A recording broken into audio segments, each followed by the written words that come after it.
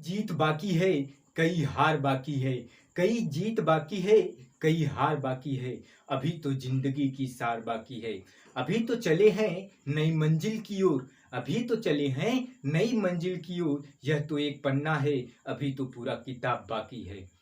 Hi friends, मैं हूं सुभाष चंद्रा। आपको यूट्यूब चैनल सुभाष मैटाक पे स्वागत है। आज हम आपको कंपाउंड इंटरेस्ट अर्थात चक्रवृद्धि ब्याज पढ़ाएंगे। ये वीडियो अंत तक जरूर देखना। यदि अच्छा लगे तो लाइक शेयर सब्सक्राइब जरूर करिएगा। यदि हमारा पहला वीडियो नहीं देखे हैं तो नीचे डिस्क्रिप्शन में लिंक दिए हैं, उसे अवश्य देखिए। उसको देखने के बाद ये वीडियो देखिएगा। यदि अच्छा लगे तो संपूर्ण भारत में शेयर भी कर दीजिएगा। तो आइए ध्यान से देखते हैं। यहाँ पे हमारा पहला प्रश्न क्या है। कह रहा है रुपए 18,000 पर 10% वार्षिक दर से 3 वर्ष में प्राप्त होने वाला चक्रवृद्धि ब्याज कितना होगा। पहला ऑप्शन है रुपए 5628, दूसरा है रुपए 5420, तीसरा है रुपए 5900। तो यहाँ पे ध्यान से देखिए, ये मूलधन कितना दिया है, 18,000 रुपए दिया है।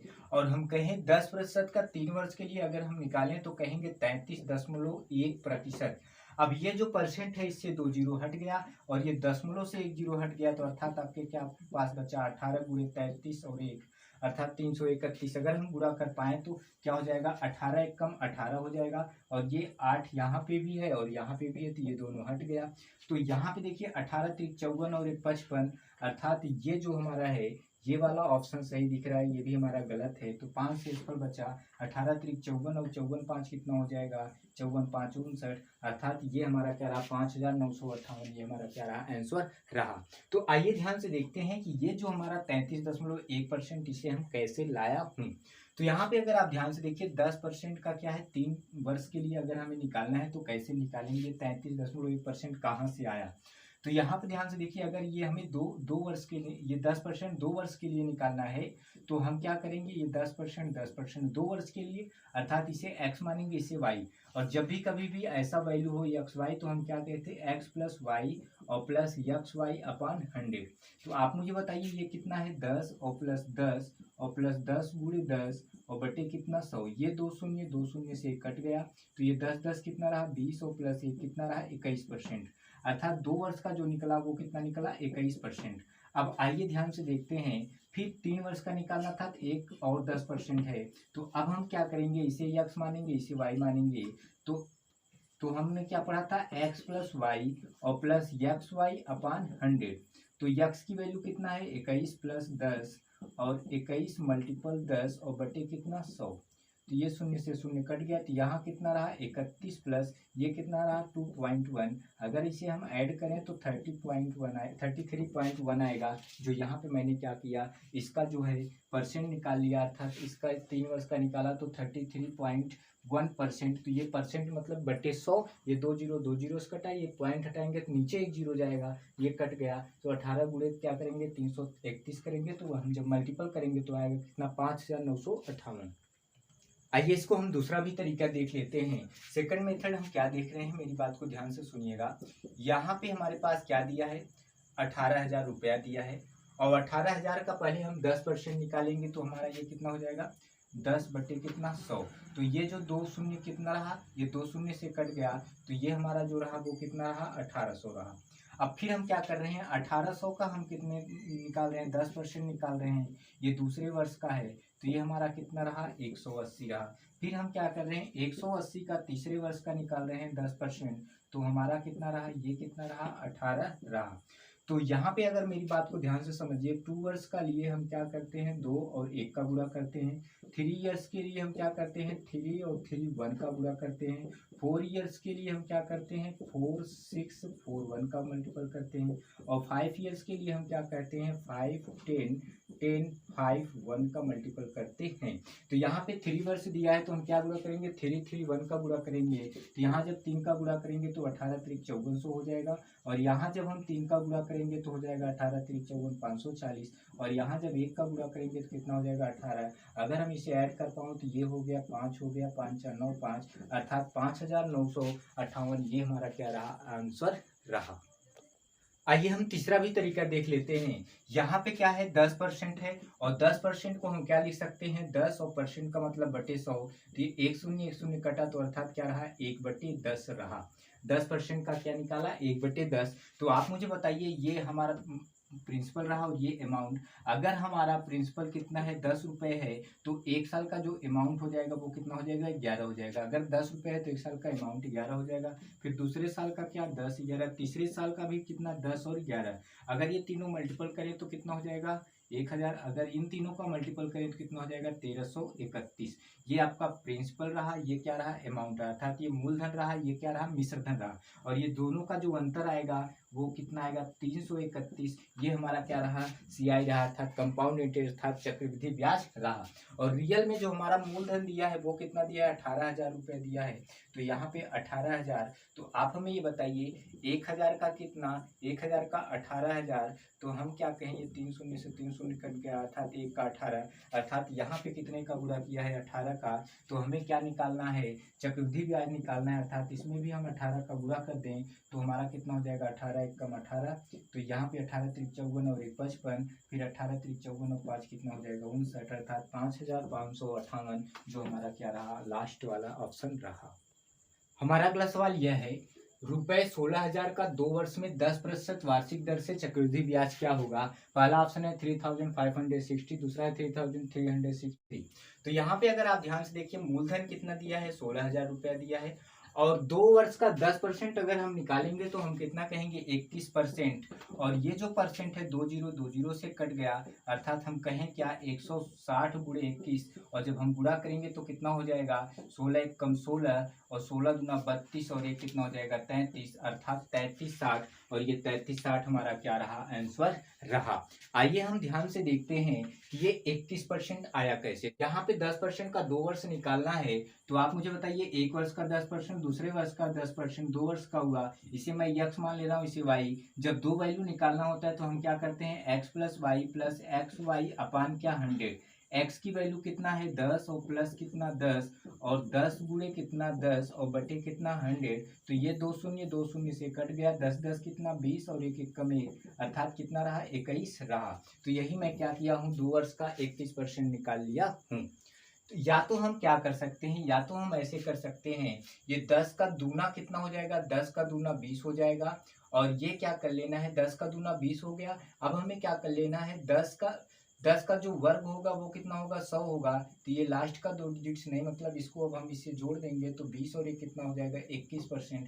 या तो हम ऐसे भी लगा सकते हैं 10 का दूना कितना 20 और पॉइंट लगा देना है 10 का वर्ग कितना 100, अर्थात हमें क्या करना है ये वाली वैल्यू यहाँ लेना है। तो ये वाला क्या हो जाएगा 20 और एक 21% हो जाएगा। तो आइए दूसरा तरीका देख लेते हैं। हमारा जो मूलधन दिया है वो कितना दिया है 16,000 रुपया दिया है और 10% दिया है तो हम इसे 1/10 कर सकते हैं। इसके पहले अभी निकाला था परसेंट मतलब बटे 100। और ये 2 साल का निकालना है तो 1 साल का 1/10 करेंगे तो ये कितना हो जाएगा 1600 हो जाएगा। और दूसरे साल का 1600 का क्या करना है 10% 1/10% निकालना है तो ये शून्य से शून्य कट जाएगा तो कितना आ जाएगा 160। तो हमने बताया था 2 वर्ष के लिए क्या करना पड़ेगा, 2 वर्ष के लिए 2 1 का गुणा और 3 वर्ष के लिए हमें कितने का गुणा करना पड़ेगा 3 और 3 1 का गुणा। तो यहाँ 2 वर्ष की बात की गई है तो 2 का गुणा करेंगे और यहाँ पे 1 का गुणा करेंगे तो ये 16 दूना 3200 हो जाएगा और ये 160 हो जाएगा। और जब हम ऐड करेंगे तो ये कितना हो जाएगा 6 हो जाएगा और ये 3 और ये 3 3360 और 3300 हमारा 60 क्या रहा आंसर रहा। आइए हम तीसरा भी तरीका देख लेते हैं। 10% को हम क्या लिख सकता हूँ 1/10 लिख सकता हूँ। यदि हमारा मूलधन 10 रुपये है, यदि मूलधन 10 रुपये एक साल, अमाउंट कितना हो जाएगा तो ये अमाउंट कितना हो जाएगा 11 रुपये हो जाएगा। तो हमें 2 साल का निकालना है, ये 1 साल का है तो दूसरे साल का मूलधन 10 रुपया तो अमाउंट 11 रुपये हो जाएगा। तो ये 10 दहमा कितना 100, 11 ग्राम में 121 और जो सीआई रहा वो कितना रहा 21 रहा। रियल में जो मूलधन है वो 16,000 है तो यहाँ पे मूलधन के नीचे मूलधन लिखेंगे अर्थात 16,000। तो यहाँ पे अगर आप ध्यान से देखिए ये 100 का कितना मूलधन कितना है 16,000 है। तो ये अगर आप ध्यान देखिए 2 शून्य से कट गया तो 1 का 160, अर्थात यहाँ पे 160 का गुणा किया है तो हमें निकालना है चक्रवृद्धि ब्याज। इसमें भी अगर हम 160 का गुणा कर दें तो आप हमें ये बताइए क्या हो जाएगा 16 1 कम 16 हो जाएगा और 16 दूना 32 और 32 से कितना 33, अर्थात जो हमारा आंसर रहा वो क्या रहा 3360 और 3360 हमारा क्या रहा आंसर रहा। हमारा अगला सवाल यह है ₹6400 का 12.5% वार्षिक दर से 2 वर्ष का चक्रवृद्धि ब्याज क्या होगा? पहला ऑप्शन है ₹1700, दूसरा है ₹1500, तीसरा है ₹1600, चौथा है ₹2000। तो यहाँ पे अगर आप ध्यान से देख पा रहे हो तो इसको हम क्या कर सकता हूँ, 1/8 कर सकता हूँ। तो आप कहोगे ये कैसे? तो यहाँ पे अगर आप ध्यान से देख पा रहे हैं तो ये जो परसेंट का मतलब होता है, ये बटे क्या होता है, 100 होता है। ये दशमलव उड़ाओगे तो 0। तो 125 से कम 125, 125 अट्ठू कितना होता है, 1000। अर्थात इतने को मैं क्या लिख सकता हूँ, 1/8 लिख सकता हूँ। तो आपका जो मूलधन दिया है वो कितना दिया है, 6400 दिया है। तो 6400 का 1/8% एक साल का अगर निकालूंगा तो 8 अट्ठाईस 6400, अर्थात हमारा जो आ गया वो कितना आ गया, 800। दूसरे साल हम क्या करूंगा, इस 800 का 1/8 निकालूंगा तो ये हमारा कितना हो जाएगा, 100 हो जाएगा। तो ये दूसरे साल का हमारा क्या रहा, 100 हो गया। तो 2 साल के लिए आप मुझे बताइए कितने का गुणा करूंगा, 2 1 का। और 3 साल के लिए कितने का गुणा करूंगा, 3 3 1 का गुणा करूंगा। तो यहाँ पे 2 वर्ष की बात की जा रही है तो 2 1 का गुणा करेंगे, यहाँ पे 2 का गुणा, यहाँ पे 1 का गुणा। तो ये हो गया 8 दूना 1600, ये हो गया 100 1 कम 100। अगर इसे हम ऐड करें तो ये हो जाएगा 16 1 1700, अर्थात जो हमारा CI आया निकल के वो कितना आया, 1700। तो आइए हम दूसरा तरीका देख लेते हैं। हमारा ये अभी आपने निकाला 12.5% की जो वैल्यू आई, आपने अभी क्या निकाला, 1/8 रहा। तो आप हमें बताइए अगर हमारा मूलधन 8 रुपए है तो एक साल का जो अमाउंट हो जाएगा वो 8 और 1 कितना हो जाएगा, 9 हो जाएगा। अगर मूलधन 8 रुपए है तो एक साल का अमाउंट कितना हो जाएगा, 9 रुपए हो जाएगा। तो हमें 2 साल का निकालना है, ये एक साल का है। तो दूसरे साल का अगर 8 रुपए मूलधन है तो अमाउंट कितना हो जाएगा, 9 रुपया। तो 8 अट्ठाई कितना हो जाएगा, 64, और 9 9 कितना हो जाएगा, 81। अर्थात मूलधन 64 हुआ, अमाउंट कितना हुआ, 81। और ये जो दोनों का अंतर आएगा उसे हम कंपाउंड इंटरेस्ट अर्थात चक्रवृद्धि ब्याज बोलते हैं। ये कितना रहा, 17 रहा। रियल में मूलधन जो दिया है वो 6400 दिया है, तो हम मूलधन के नीचे मूलधन लिखते हैं 6400। तो आप हमें बताओ 64 का कितना, 6400 है, 64 का 6400 है तो 64 एक कम 64, 64 एक कम 64, अर्थात एक की 100 वैल्यू। तो यहाँ हम 100 का गुणा करेंगे। तो यहाँ पे क्या कह रहा है, चक्रवृद्धि ब्याज निकालने के लिए कह रहा है, तो हम भी इसमें भी 100 का गुणा कर देंगे। जब यहाँ 100 का गुणा तो यहाँ भी 100 का गुणा कर देंगे, तो ये कितना हो जाएगा, 1700। और यही 1700 हमारा क्या रहा, आंसर रहा। सवाल यह है, ₹8,960 की धनराशि पर चक्रवृद्धि ब्याज की दर से प्रथम वर्ष के लिए 12.1/2% तथा द्वितीय वर्ष के लिए 14.2/7% तथा तृतीय वर्ष के लिए 10% है, तो 3 वर्ष का चक्रवृद्धि ब्याज क्या होगा? पहला ऑप्शन है ₹3,712, दूसरा है ₹3,546, तीसरा है ₹3,710, चौथा है ₹3,713। तो ये आपका क्या है, मूलधन है। और जबकि रेट जो दिया है, पहला कितना दिया है, 12.1/2%, अर्थात 12.1/2% को हम क्या लिख सकते हैं, 1/8 लिख सकते हैं। और यहाँ पे कितना दिया है, 14.2/7%, इसको हम 1/7 लिख सकते हैं। और तीसरा वाला जो दिया है वो 10% दिया है, तो हम इसको क्या लिख सकते हैं, 1/10। अब आइए ध्यान से देखते हैं ये 12.1/10 को 1/2 को 1/8 कैसे लिखा गया। यहाँ पे ध्यान से देखिए, 2 बराबर में 24 और 1 कितना, 25, और बटे कितना है, 2। और यहाँ पे ध्यान से देखिए, ये जो परसेंट है इसका मतलब क्या, भागे 100। तो 25 से कम 25, और 25 से हुआ 100, अर्थात हमें क्या मिला, 1/4 दूना कितना, 8। अर्थात हम लिख सकते हैं 12.1/2% को 1/8 लिख सकते हैं। तो यहाँ देखिए 14 सत्तू 98 और 2 कितना, 100, और बटे कितना, 100 लिख सकते हैं। और ये परसेंट का मतलब बटे 100 होता है। ये 100 से 100 कट गया तो ऊपर 1 और नीचे क्या रहा, 7। अर्थात हम 14.2/7% को 1/7 लिख सकते हैं। और 10% को हम लिख सकते हैं 1/10। तो 10 और परसेंट का मतलब बटे 100, ये 0 0 कट गया, अर्थात 1/, क्या रहा, 10 रहा। तो आइए इसको हम ध्यान से देखते हैं। तो ये हमारा जो है 8 रुपये मूलधन है, और ये क्या है, अमाउंट है। तो अगर हमारा मूलधन 8 रुपये है तो एक साल में अमाउंट जो हो जाएगा, 8 है कितना हो जाएगा, 9 हो जाएगा। तो यहाँ पे मूलधन कितना है, 7 है, तो एक साल में अमाउंट कितना हो जाएगा, 7 1 8 हो जाएगा। यहाँ कितना है, 10 है, और एक साल में कितना हो जाएगा, 11 हो जाएगा। तो आप हमें ये बताइए, 8 से 8 क्या हुआ, कट गया, 10 सत्ते 70, और 11 निया कितना, 99। आपका जो CI आया वो कितना आया, 29 रुपया। और आपका पी अर्थात प्रिंसिपल जो 70 रुपया, अमाउंट जो है 99 रुपया, और CI कंपाउंड इंटरेस्ट कितना रहा, 29 रुपया। और रियल में जो आपका प्रिंसिपल है वो कितना है, आप मुझे बताइए, 8,900 कितना है, 60 है। तो आप हमें ये बताइए, 70 का 70 का हम क्या लिख सकते हैं 8,960। ये शून्य से शून्य कट गया, 7 एकम 7 और यहाँ पे 7 एकम 7 और यहाँ पे क्या हुआ 7 दूना 14, 7 आठ 56 अर्थात ए की वैल्यू कितना 128। अर्थात यहाँ 128 का गुणा किया गया है। जब यहाँ पे 128 का गुणा किया गया है, सवाल में कह रहा है चक्रवृद्धि ब्याज क्या होगा, तो यहाँ भी हम 128 का गुणा कर देंगे। तो आप हमें ये बताइए 9 कितना होता है 72, 72 का 2। ऐसा ऑप्शन में केवल और केवल कौन दिख रहा है, ये दिख रहा है। तो हमारा ऑप्शन नंबर ए सही रहा। तो हमारा क्या रहा, वो वाला आंसर रहा। अगर आप इसका इससे मल्टीपल करोगे तो कितना आएगा 37 12 और यही हमारा क्या है आंसर है।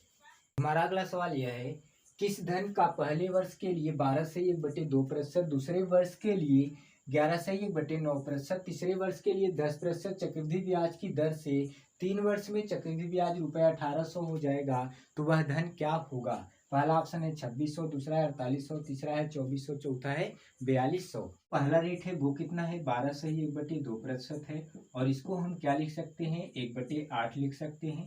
ये कहाँ से आया कैसे आया इसके पहले अभी हमने बताया।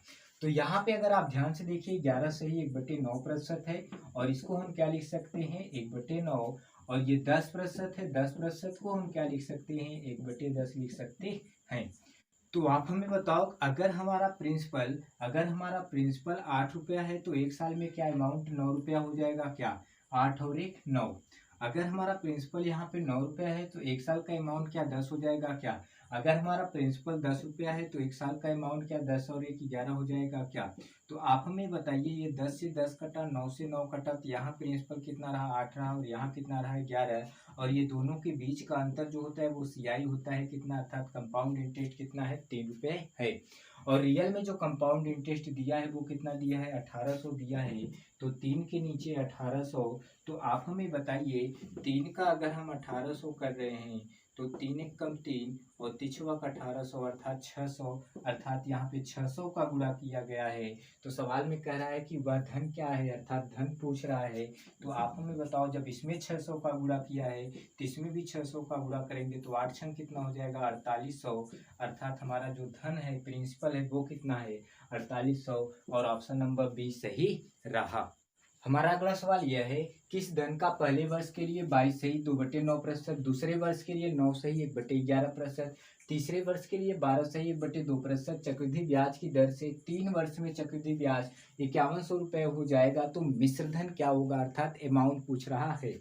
पहला ऑप्शन है 6300, दूसरा ऑप्शन है 15,300, तीसरा है 14,200, चौथा है कितना 6300। तो यहाँ पे अगर आप ध्यान से देखिए 22 सही 2/9% को अगर हम निकालेंगे तो ये कितना हो जाएगा 2/9 हो जाएगा। अब आप कहोगे ये कैसे, 22 9 ये 198 200 हो जाएगा और बटे क्या है 9 हो जाएगा और ये जो परसेंट है नीचे आ जाएगा 100 हो जाएगा। तो ये 2 जीरो से कट गया, तो अर्थात हमारे पास क्या बचा 2/9, यही मैं 2/9 लिखा हूँ। यहाँ पे ध्यान से देखिए ये कितना है 9 सही 1/11 है, तो 9 सही 1/11 को हम कितना लिख सकते हैं 1/11 लिख सकते हैं। तो यहाँ पे अगर ध्यान से देखिए तो यहाँ पे 11 या 99 और ये कितना हो जाएगा 100 बटे कितना है 11 है और ये जो परसेंट है तो अर्थात इसका मतलब 100 नीचे, तो ये 100 से 100 कट गया, ऊपर क्या रहा 1 और नीचे क्या रहा 11, अर्थात हम लिख सकता हूँ 9 से 1/11% को 1/11 लिख सकता हूँ।